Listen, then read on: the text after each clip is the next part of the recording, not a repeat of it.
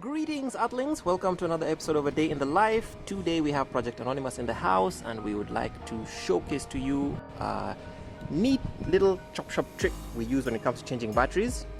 And that is down to losing memory settings on things like power windows, radio station presets, etc. Now, I will list a few things you should take precautions on when doing this, but it basically just means that you should have your new battery on standby, ready for replacement, and you should also have some other alternative power source that you can use to quote unquote place hold or keep alive the circuit as you do this. So first things first, always make sure that your vehicle is completely powered down. Do not leave the engine running, do not leave any lights on, do not leave any accessories on that may be an unnecessary drain to the battery. Then, as in most cases, you should have access to your alternator.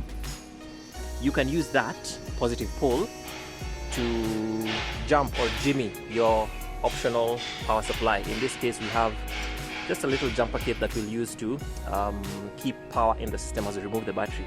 So find a nice ground for the earth and use the positive pole on the alternator to apply your alternative power source.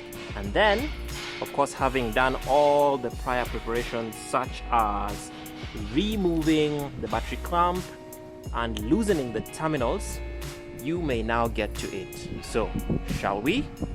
Yes, we may.